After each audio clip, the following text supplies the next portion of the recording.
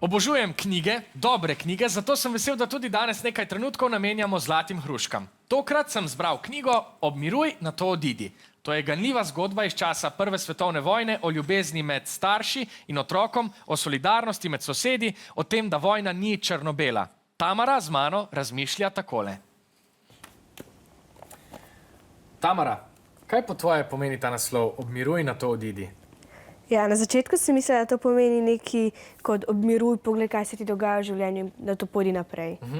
Ampak v bistvu, kasneje ugotoviš, da v knjigi to oče, ne od Alfija, to sliši vedno, preden mora iti iskat trupla od svojih kolegov, sovojakov. Ta stavek v bistvu zanj pomeni nekaj slabega, ker vedno po njem mora doživeti neko škodo, nek strah. To je, kar je njemu govoril general. Kaj pa konec knjige? Ja, v bistvu za razliko od verjetno mnogih koncev tistih ljudi, je bil dejansko srečen. Ja. Nihče ni umrl ali se ločil ali kaj podobnega. Ja, mene se je konec na nek način najbolj dotaknil. Oče Alfija vpraša o tem, oziroma vpraša ga, zakaj je naredil vse to, kar je naredil, šel čez nešteto mej, se postavil v zelo zahtevne in nevarne situacije in takole piše: Alfij je zmajal z glavo in se obrnil stran, ob tem pa že stotič tisti dan skomignil. Oče ga je namreč vprašal, zakaj si vse to naredil, sine. Svojemu očetu ni mogel povedati razloga, ne prav zdaj. Mogoče bo, ko bo starejši, zmožen izgovoriti te besede. Na vse zadnje jih je že poznal.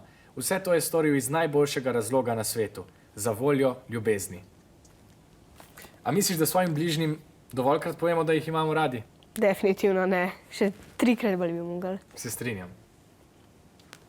Vprašanje pa se glasi takole. Iz Tamarinega opisa je razvidno, da Alfijev oče Georgi ob neki frazi doživi hud strah. To se zgodi zaradi a. ponavljajočih se neprijetnih izkušenj, b. daljše odsotnosti od doma, c. izgube ljubljene osebe ali d. srhljivega pomena besed v frazi. Kaj pravite?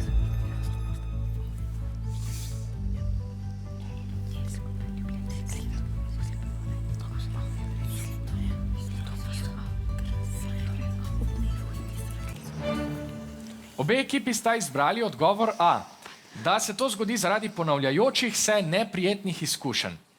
Tamara pove, da očeta po besedah obmiruj, nato odidi, vedno obide strah, saj mu je te besede general povedal vsakič, ko je šel na bojišče pobirati trupla.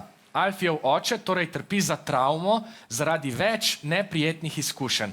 Pravilen je odgovor a.